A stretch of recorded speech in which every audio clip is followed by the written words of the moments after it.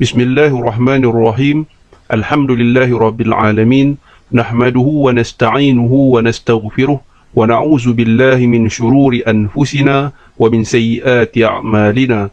Man yahdihillahu fala mudilla lahu wa man yudlil fala hadiya lahu. Ashhadu an la ilaha illallah wa ashhadu anna Muhammadan abduhu wa rasuluh. Amma ba'd. Assalamualaikum warahmatullahi wabarakatuh. Anda bersama saya Saiful di Inspirasi Ilmu. Sahabat-sahabat sekalian, video kali ini saya akan mengulas sedikit mengenai video Ustaz Zainul Asri yang viral baru-baru ini berkaitan roh yang berpindah-pindah jasad. Sebelum saya mulakan ulasan saya, sebaiknya kita lihat dahulu potongan ceramah beliau. Guru saya pernah sebut dan mencerita yang giling kepala kita. Contoh, Allahumma salli ala Sayyidina Muhammad. Dalam hidup ni, Allahumma salli ala Sayyidina Muhammad. Dalam hidup ni, Allahumma salli ala Sayyidina Muhammad. Allah Subhanahu wa ta'ala mencipta makhluk ni, ruh ni, Allah Subhanahu wa ta'ala masalah Sayyidina Muhammad mencipta jenis-jenis ruh yang berpindah-pindah. Allahumma salli ala Sayyidina Muhammad. Contoh, ni contoh guru saya, Sayyidina Abu Bakar As-Siddiq radhiyallahu ta'ala anhu. Dia adalah sahabat Nabi, dia sahabat Rasulullah yang bela Rasulullah. Allahumma salli ala Sayyidina Muhammad. Bila Sayyidina Abu Bakar wafat, meninggal, daripada titis Sayyidina Abu Bakar tu, masalah Sayyidina Muhammad, dalam anak cucu dia yang keberapa, Allahumma salli ala Sayyidina Muhammad, Tuhan nak mencipta satu orang jadi figure masyarakat, umat di zaman tu. Allahumma salli ala Sayyidina Muhammad. Faham tak? Berlakulah perkahwinan di antara masalah Sayyidina Muhammad, seorang laki-laki dan perempuan. Secara fizikal, masalah Sayyidina Muhammad terbentuklah terbentuklah anak dalam perut. Allahumma salli ala Sayyidina Muhammad.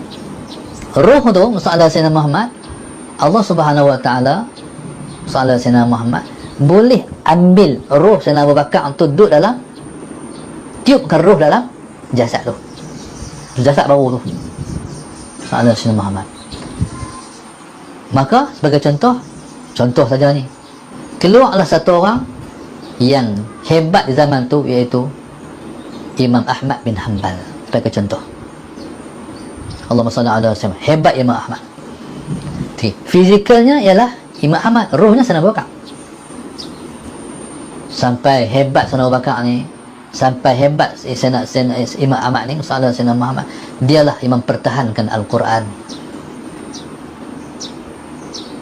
Pada waktu khalifah mengatakan Al-Quran itu baru, dipertahankan sampai dia disebat di rotan. Sebab nak suruh kata juga Quran itu baru, tetap dia mempertahankan Quran itu qadim. Allahumma salli ala Sayyidina Muhammad. Kata dia, kalaulah sebatan yang kena ke aku ni disebat pada seekor unta, mati unta tu. Allahumma salli ala Sayyidina Muhammad. Okey, sehinggalah subhanallah sampai zaman keberapa ini, keturunan sampai ke zaman pula, zaman lahir satu orang tokoh pendakwah agung dalam masyarakat Islam di Nusantara. Kita kata Sunan Gunung Jati sebagai contoh. Tuhan boleh pindahkan pula. Bila mati Imam Ahmad, salah Sayyidina Muhammad, maka roh tu dia ditunggu. Akan datang Tuhan taruh dia untuk buh pula dalam tokoh yang hebat tu, Sunan Gunung Jati, salah Sayyidina Muhammad. Faham tu? Sehinggalah kalaulah Allahumma salli ala Sayyidina Muhammad, pada saat zuhur Imam Mahdi esok, Tuhan salah Sayyidina Muhammad Tuhan nak satu orang ni jadi pembantu hebat pada Imam Mahdi contohnya, tak tahu siapa pula. Tu yang panggil, yang dikatakan kekuasaan Tuhan, yas'alunaka 'anir ruh, salah Sayyidina Muhammad. Lepas tu orang tanya ustaz, badan dia banyak badan dia banyak, dia seorang lah, dia pindah. Lepas tu orang tanya pula, Allahumma salli ala sayyidina Muhammad. Lepas tu macam mana kalau akhirat esok nak kira hak mana? Tentu persoalan tu timbul, nak kira hak mana? Allahumma salli ala sayyidina. Dua pendapat ulama. Yang pertama pakai hak awal, kan? Bila contoh kita kata 4 orang kan, bila 4 orang berarti apa? 4 buku. Pasal 4 kali jadi mukallaf, ditaklifkan dengan hukum. 4 buku. Pendapat ulama masalah Sayyidina Muhammad 4 buku. Bila 4 buku banyak amalan. Waktu Sayyidina Abu Bakar 1 amalan, 1 buku. Jadi kalau amalan dia Sayyidina Abu Bakar pun dah cukup lah masalah Sayyidina Muhammad.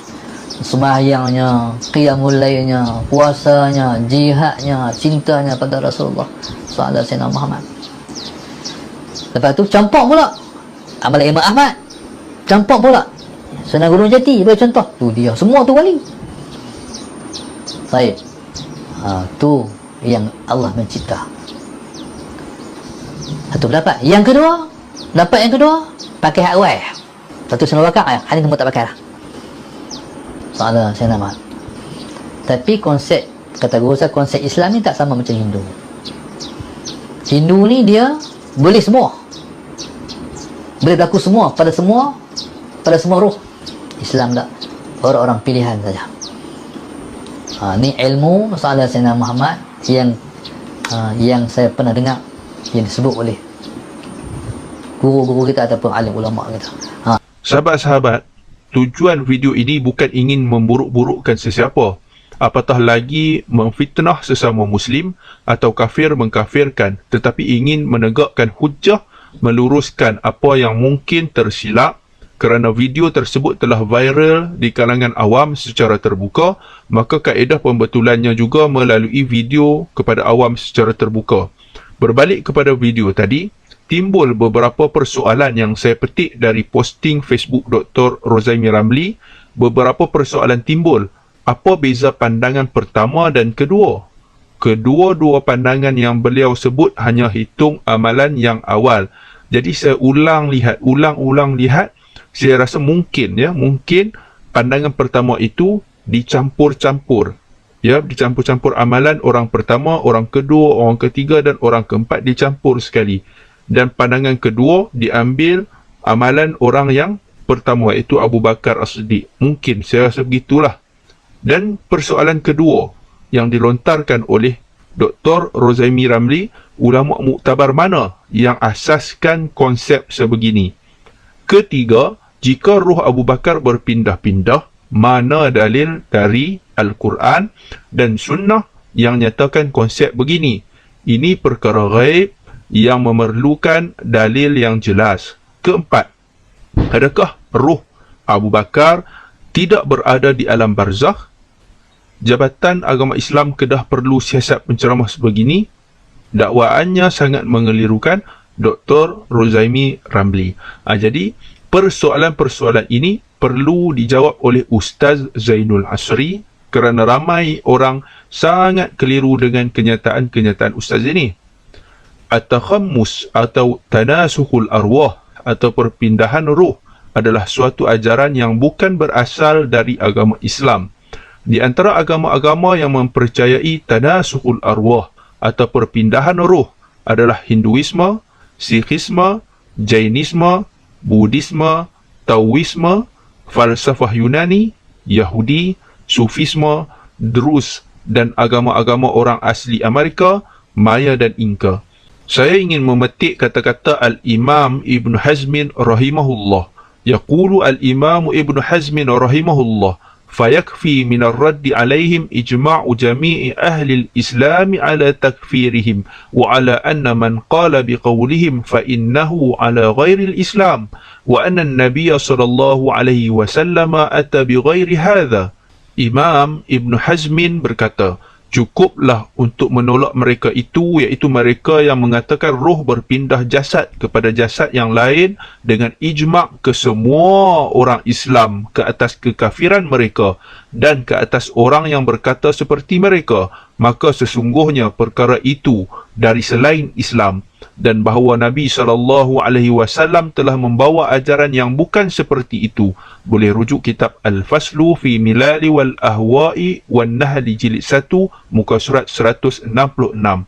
Al-Imam Ibnul Qayyim Al-Jauziyah pernah mengarang sebuah kitab bernama Ar-Ruh. Di antara topik yang dibincangkan beliau adalah kedudukan roh sebelum berlaku kiamat. Perbincangan tentang topik ini adalah dalam masalah yang ke-15. Di manakah roh itu berada sebelum kiamat?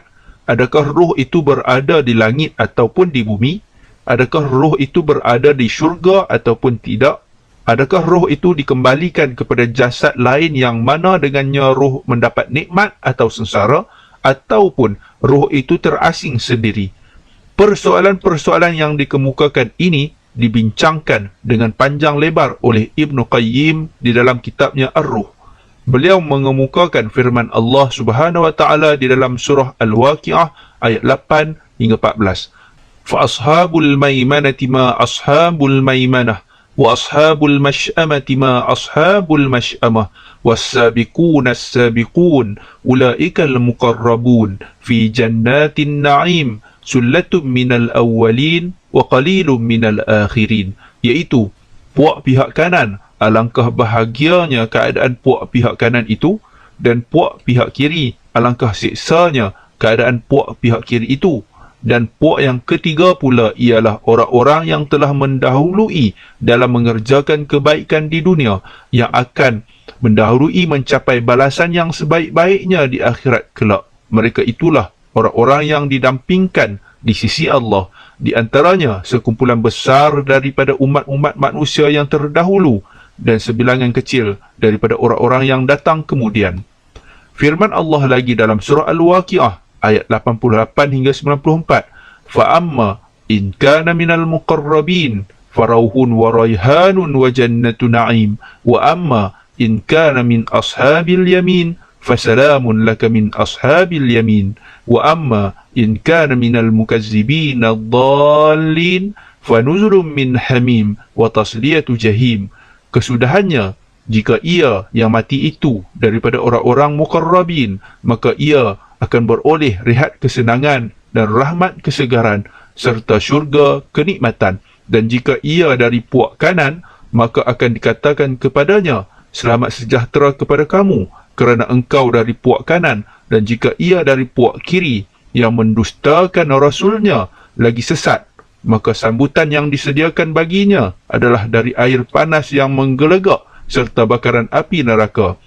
Daripada ayat-ayat ini, Ibnu Qayyim menyebutkan bahawa ada pendapat yang mengatakan bahawa roh manusia itu terbahagi kepada 3 peringkat.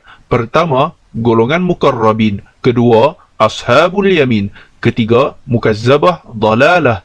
Golongan muqarrabin tempatnya di syurga. Golongan ashabul yamin dijamin daripada siksanya, sementara golongan mukazzabah dalalah tempatnya di dalam air panas dan bahang neraka Jahannam. Beliau turut membawa pendapat yang dipersetujui oleh para ulama salaf dan khalaf, iaitu roh orang mukmin berada di Aliyin, iaitu di langit ke-7, sementara roh orang kafir berada di Sijjin, iaitu di lapisan bumi yang ke-7. Beliau turut mengemukakan satu pendapat yang menyatakan bahawa roh di alam barzakh berada di tempat-tempat yang berbeza, iaitu yang pertama, roh yang berada di tempat yang tertinggi di Aliyin, iaitu roh para nabi. Kedua, roh yang berada di dalam burung hijau yang berterbangan di dalam syurga, iaitu roh sebahagian para syuhada. Ketiga, roh yang terperangkap di hadapan pintu syurga. Keempat, roh yang terperangkap di dalam kubur. Kelima, roh yang tempatnya di pintu syurga. Keenam, roh yang terperangkap di bumi. Ketujuh, roh di dalam sungai darah dan lain-lain lagi. Di akhir perbincangan, Ibnul Qayyim menyimpulkan tidak ada perselisihan makna di antara hadis-hadis sahih berkaitan roh, malah hadis-hadis itu saling kuat menguatkan antara satu sama lain. Sahabat-sahabat sekalian, pada video kali ini dapatlah kita mengambil pelajaran dari firman Allah Subhanahu wa taala dalam surah Al-Isra ayat 36. وَلَا تَكْفُوا مَا لَيْسَ لَكَ بِهِ عِلْمٌ إِنَّ السَّمْعَ وَالْبَصَرَ وَالْفُؤَادَ kullu ulaika kana anhu mas'ula. Dan janganlah kamu mengikuti sesuatu yang tidak kamu memiliki pengetahuan mengenainya, kerana pendengaran, penglihatan dan hati nurani, semua itu pasti akan diminta pertanggungjawabannya. Surah Al-Isra ayat 36. Cukuplah persoalan berkaitan roh ini kita jawab sebagaimana yang Allah Subhanahu wa taala perintahkan di dalam Al-Quran. Wa yas'alunaka 'anir ruh qulir ruhu min amri rabbi wa ma utitum minal ilmi illa qalila. Dan mereka bertanya kepadamu wahai Muhammad tentang roh. Katakan, roh itu dari perkara urusan Tuhanku, dan kamu tidak diberikan ilmu pengetahuan mengenainya melainkan sedikit saja. Surah Al-Isra ayat 85. Para penonton Inspirasi Ilmu sekalian, sehingga setakat ini dahulu video kita pada kali ini. Sekiranya anda ingin bergabung bersama kami di Inspirasi Ilmu, anda boleh ikuti Facebook page dan Telegram kami yang saya letakkan linknya di description di bawah video ini. Sehingga berjumpa lagi. Wabillahi taufiq wal hidayah. Wassalamualaikum warahmatullahi wabarakatuh. Kepada kami, illa ma'allamtana, melainkan hak duk kat kami apa yang engkau ajarkan pada kami saja. Hal lebih daripada itu kami tak tahu Tuhan. Itu malaikat puji Allah, innaka antal alimul hakim. Sallallahu alaihi Muhammad, sesungguhnya engkau Tuhan yang maha alim, engkau Tuhan yang maha bijaksana. Jadi pada pagi ini saya nak membuat satu Sallallahu alaihi Muhammad. Pagi ini saya nak buat satu kenyataan berhubung dengan isu yang diperkata di media sosial dan ramai orang cakap, iaitu berkenaan dengan isu perpindahan roh daripada jasad ke jasad. Jadi saya tak mau panjang isu ni, saya tarik balik kenyataan tu. Soal Sayyidina Muhammad dengan saya kata saya pun tak tahu. Sebenarnya bukan kenyataan saya naqalkan daripada guru saya. Itu saja soal Sayyidina Muhammad. Jadi subhanallah, sebenarnya kata siapa pun boleh diambil, boleh ditolak, kecuali Rasulullah. Sebab itu kata Imam Malik radhiyallahu ta'ala anhu, kullun yu'khaz au yurad. Allahumma salli ala Sayyidina Muhammad. Jadi kata Imam Malik radhiyallahu ta'ala anhu, kullun yu'khaz biqawlihi wa yuraddu illa sahibu hadzal maqam. Jadi Imam Malik menunjuk kepada makam Rasulullah. Kata Imam Malik radhiyallahu ta'ala anhu, Allahumma salli ala Sayyidina Muhammad, setiap orang boleh diambil perkataan dia dan boleh ditolak perkataan dia, illa sahibu hadzal maqam, melainkan sahib hadzal maqam itu Rasulullah. Jadi masalah Sayyidina Muhammad, saya minta maaf kepada para muhibbin, pada masyarakat dan umat Islam di Malaysia yang mengikuti polemik ni. Saya minta maaf soal Sayyidina Muhammad kerana merasahkan umat Islam, umat Muhammad secara khusus, soal Sayyidina Muhammad. Jadi tak usah panjang-panjang lah, saya tarik balik. Saya pun tak tahu kalam guru saya tu, kita pun tak ada hujah. Habang yang Tok Guru kata, jadi kita serah kat dia lah. Jadi keilmuan dia, kita serah kat dia, ilmu dia. Ilmu ni kita tak tahu soal Sayyidina Muhammad. Jadi saya nak tak bermain hujah pun saya tak tahu. Allahumma salli ala Sayyidina Muhammad, dalam kitab pun kita tak jumpa, dalam Quran pun kita tak tahu, dalam hadis pun kita tak jumpa. No, dia serah pada yang mengucapkan tu, serah kat dia. Soal Sayyidina Muhammad. Nak cakap panjang-panjang pun dia dah mati lah. Betul tak? Jadi lebih baik jadi settle perkara ni soal Sayyidina Muhammad. Jadi terus panjang-panjang soal Sayyidina Muhammad, saya pun tak tahu benda yang sebenar macam mana, tak tahu, menakalkan saja soal Sayyidina Muhammad. Saya pun bukan satu orang ulama pun. Cuma saya ni seorang suka mengajar. Itu yang saya banyak kali saya beritahu, saya suka mengajar je. Jadi bila mengajar ni kadang-kadang dia keluar hak tu, dia keluar hak ni, bukan dia main nak kata. Faham? Sebab itu masalah Sayyidina Muhammad, yang baik ambil, yang tak baik buat sempadan. Tak, itulah soalan Sayyidina Muhammad. Jadi subhanallah, Allahumma salli ala sayyidina Muhammad. Jadi Allahumma salli ala sayyidina, yang baik daripada Allah, yang kurang saya sendiri, kelemahan saya. Allahumma salli ala sayyidina Muhammad. Jadi kita ni manusia biasa. Ada benar, kadang-kadang kita keluar tu terpakai, kadang-kadang keluar tu jadi masalah kat orang lain. Jadi, subhanallah, salli ala sayyidina Muhammad. Jadi untuk itu saya minta maaf lagi sekali, salli ala sayyidina Muhammad, di atas polemik yang berlaku ni, salli ala sayyidina Muhammad. Dan saya berterima kasih kepada yang mengutarakan hujah-hujah. Saya sebagai orang yang suka pada ilmu pengetahuan, saya mengambil hujah-hujah itu sebagai renungan dan panduan. Cumanya saya nak betulkan orang hak komen tu. Tu yang saya nak betulkan.